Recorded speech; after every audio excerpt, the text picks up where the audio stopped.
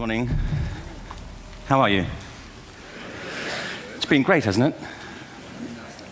I've been blown away by the whole thing. In fact, I'm leaving.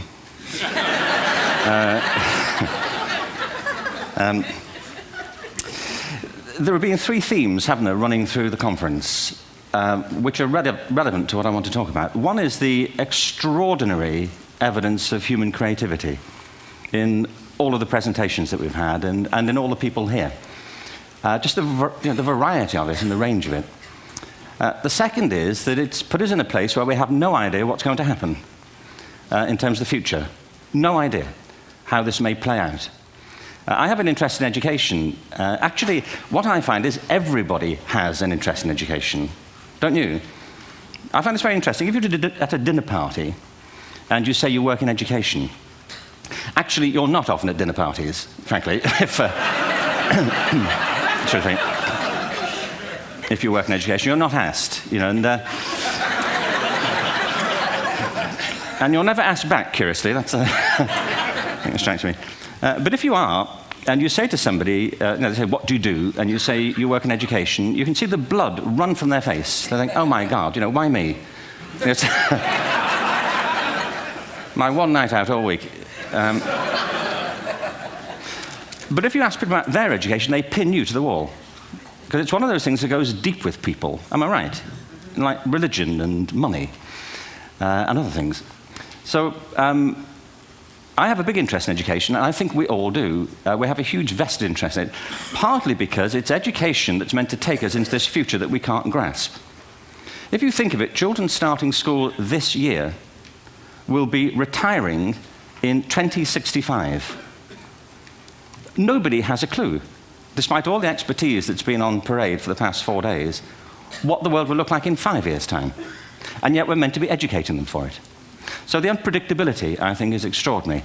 And the third part of this is that we've all agreed, nonetheless, on the really extraordinary capacities that children have, their capacities for innovation.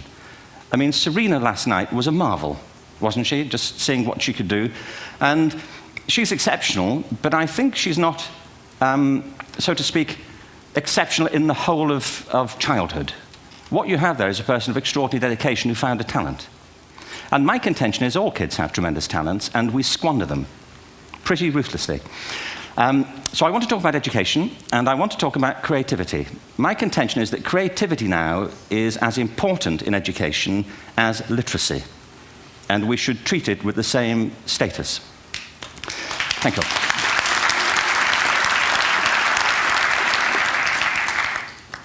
That was it, by the way. Thank you very much. So, 15 minutes left. Well, I was born... No, I had a great story recently, I love telling it, of a little girl who was in a drawing lesson. She was 6, and she was at the back drawing, and the teacher said this little girl hardly ever paid attention. And in this drawing lesson, she did. And the teacher was fascinated. She went over to her and she said, "What are you drawing?" And the girl said, "I'm drawing a picture of God." And the teacher said, "But nobody knows what God looks like." And the girl said, "They will in a minute."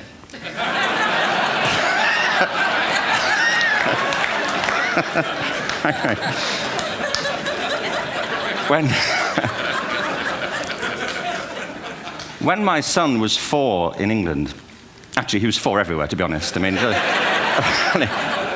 if we're being strict about it, wherever he went, he was 4 that year. But he was in the Nativity play. Do you remember the story? No, it was big. It was a big story. Mel Gibson did the sequel. You may have seen it. I don't know. It was Nativity 2. But James got the part of Joseph, which we were thrilled about. We consider this to be one of the lead parts. We had the place crammed full of agents and T-shirts, you know. James Robinson is Joseph. He didn't have to speak, but do you know the bit where the 3 kings come in? They come in bearing gifts, and they bring gold, frankincense, and myrrh. This really happened. We're sitting there, and they, I think, just went out of sequence. Because we talked to the little boy afterwards and said, you know, are you okay with that? And they said, yeah, why was that wrong? They just switched. I think that was it. Anyway, the 3 boys came in, little 4-year-olds with tea towels on their heads, and they put these boxes down. The first boy said, "I bring you gold." And the second boy said, "I bring you myrrh." And the third boy said, "Frank sent this."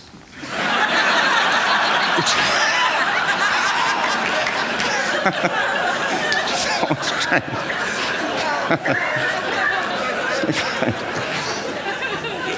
What these things have in common, you see, is that kids will take a chance. If they don't know, they'll have a go. Am I right? They're not frightened of being wrong. Now, I don't mean to say that being wrong is the same thing as being creative. What we do know is, if you're not prepared to be wrong, you'll never come up with anything original. If you're not prepared to be wrong. And by the time they get to be adults, most kids have lost that capacity. They have become frightened of being wrong. And we run our companies this, by the way. We stigmatize mistakes. And we're now running national education systems where mistakes are the worst thing you can make.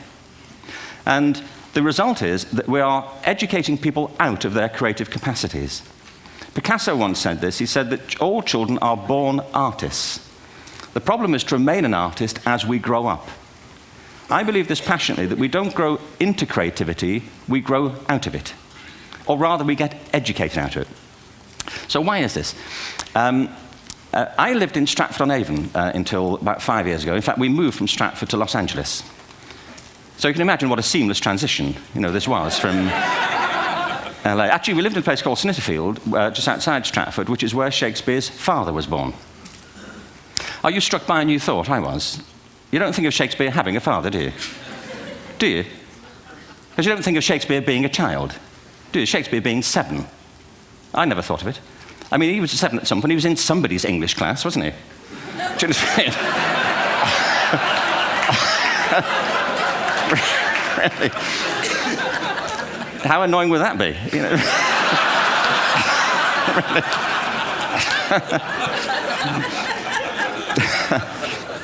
Must try harder.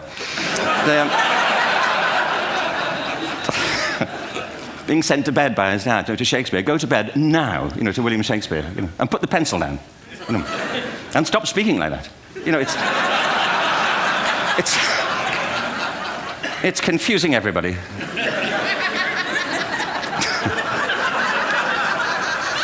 Anyway, we moved from Stratford to Los Angeles, and I just want to say a word about the transition. Actually, my son didn't want to come. I've got 2 kids. He's 21 now, and my daughter's 16. He didn't want to come to Los Angeles. He loved it, but he had a girlfriend in England. This was the love of his life, Sarah. He'd known her for a month. Mind you, they'd had their 4th anniversary by then, because it's a long time when you're 16. Anyway, he was really upset on the plane. He said, "I'll never find another girl like Sarah." And we were rather pleased about that, frankly, because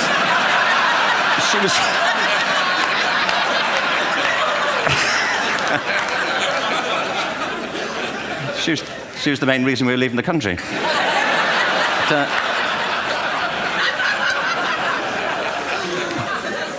But something strikes you when you move to America and when you travel around the world. Every education system on Earth has the same hierarchy of subjects.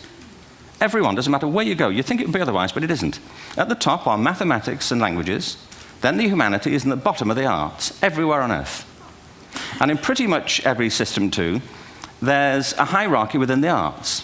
Art and music are normally given a higher status in schools than drama and dance. There isn't an education system on the planet that teaches dance every day to children the way we teach them mathematics. Why? Why not? I think this is rather important. I think maths is very important, but so is dance. Children dance all the time if they're allowed to. We all do. We all have bodies, don't we? Did I miss a meeting? I think... Truthfully, what happens is, as children grow up, we start to educate them progressively from the waist up. And then we focus on their heads, and slightly to one side. If you were to visit education as an alien and say, what's it for, public education, I think you'd have to conclude, if you look at the output, who really succeeds by this? Who does everything they should? Who gets all the brownie points? Who are the winners? I think you'd have to conclude the whole purpose of public education throughout the world is to produce university professors. Isn't it? They're the people who come out the top. And I used to be one. So there. And I like university professors, but, we shouldn't hold them up as the high watermark of all human achievement. They're just a form of life. Another form of life. But they're rather curious, and I say this out of affection for them. There's something curious about professors. In my experience, not all of them, but typically, they live in their heads. They live up there, and slightly to one side. They're disembodied, in a kind of literal way. They look upon their body as a form of transport for their heads. It's... Don't they? It's a way of getting their head to meetings.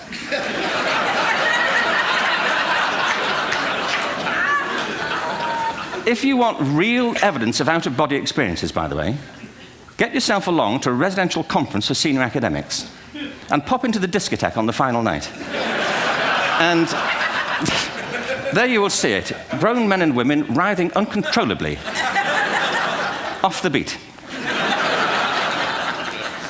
Waiting to it ends so they can go home and write a paper about it. Now, our education system is predicated on the idea of academic ability. And there's a reason. The whole system was invented around the world. There were no public systems of education really before the 19th century. They all came into being to meet the needs of industrialism. So the hierarchy is rooted on two ideas. Number one, that the most useful subjects for work are at the top. So you were probably steered benignly away from things at school when you were a kid, things you liked, on the grounds you would never get a job doing that. Is that right? Don't do music, you're not going to be a musician. Don't do art, you won't be an artist. Benign advice, now profoundly mistaken. The whole world is engulfed in a revolution. And the second is academic ability, which has really come to dominate our view of intelligence because the universities designed the system in their image. If you think of it, the whole system of public education around the world is a protracted process of university entrance.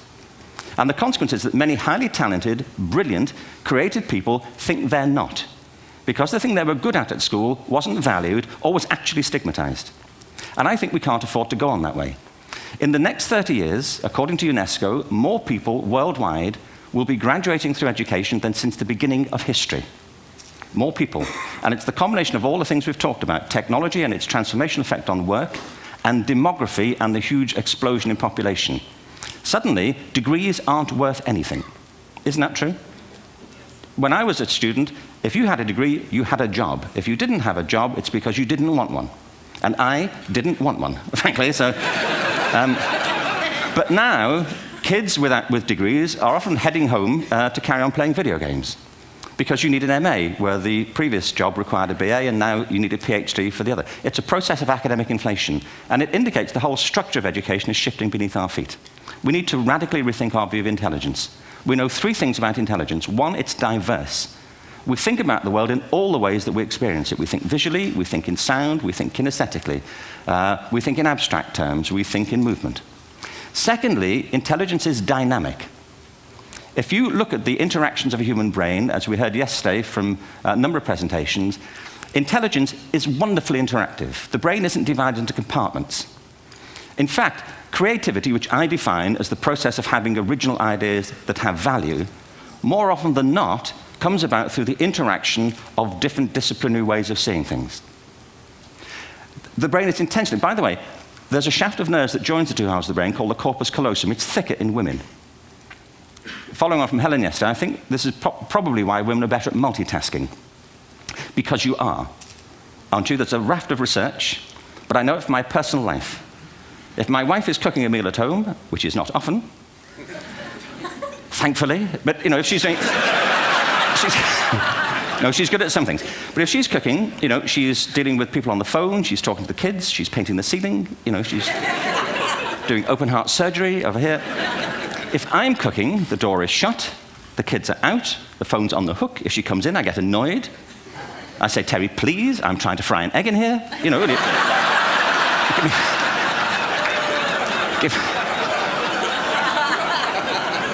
Give me a break. Actually, do you know that old philosophical thing? If a tree falls in a forest and nobody hears it, did it happen? Remember that old chestnut? I saw a great T-shirt recently which said, if a man speaks his mind in a forest and no woman hears him, is he still wrong?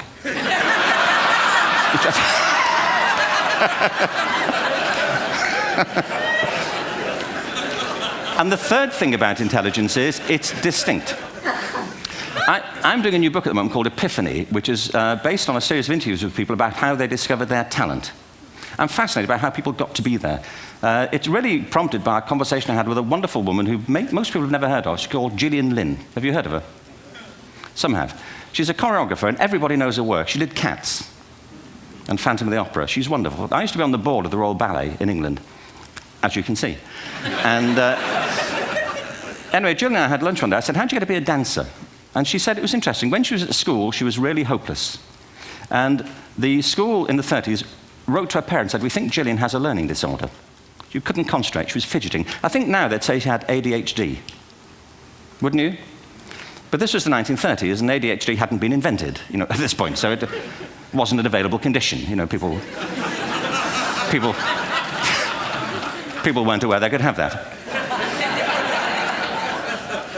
Anyway, she went to see this specialist. So this oak-panelled room, and she was there with her mother, and she was led and sat on this chair at the end, and she sat on her hands for 20 minutes while this man talked to her mother about all the problems Gillian was having at school. And at the end of it, because she was disturbing people, her homework was always late and so on, little kid of 8, in the end, the doctor went and sat next to Gillian and said, Gillian, I've listened to all these things that your mother's told me. I need to speak to her privately. So he said, wait here, we'll be back. We won't be very long. And they went and left her. But as they went out the room, he turned on the radio that was sitting on his desk. And when they got out the room, he said to her mother, just stand and watch her. And the minute they left the room, she said she was on her feet, moving to the music. And they watched for a few minutes, and he turned to her mother, and he said, Mrs. Lynn, Gillian isn't sick, she's a dancer. Take her to a dance school. I said, what happened? He said, she did. I can't tell you how wonderful it was. We walked in this room, and it was full of people like me. People who couldn't sit still. People who had to move to think. Who had to move to think. They did ballet, they did tap, they did jazz, they did modern, they did contemporary. She was eventually auditioned for the Royal Ballet School. She became a soloist. She had a wonderful career at the Royal Ballet. She eventually graduated from the Royal Ballet School, found her own company, the Gillian Dance Company, met Andrew Lloyd Webber. She's been responsible for some of the most successful musical theatre productions in history. She's given pleasure to millions, and she's a multi-millionaire. Somebody else might have put her on medication and told her to calm down. Now, I think...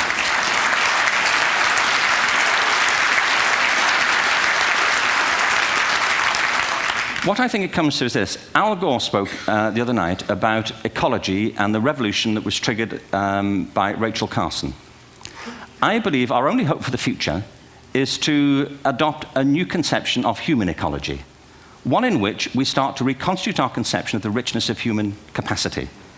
Our education system has mined our minds in the way that we've strip-mined the earth for a particular commodity, and for the future, it won't serve us. We have to rethink the fundamental principles on which we're educating our children. There was a wonderful quote by Jonas Salk, who said, if all the insects were to disappear from the earth, within 50 years, all life on earth would end. If all human beings disappeared from the earth, within 50 years, all forms of life would flourish. And he's right. What TED celebrates is the gift of the human imagination. We have to be careful now that we use this gift wisely and that we avert some of the scenarios that we've talked about. And the only way we'll do it is by seeing our creative capacities for the richness they are and seeing our children for the hope that they are.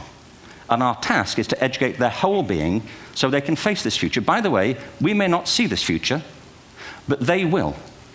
And our job is to help them make something of it. Thank you very much. Bravo. Here, here.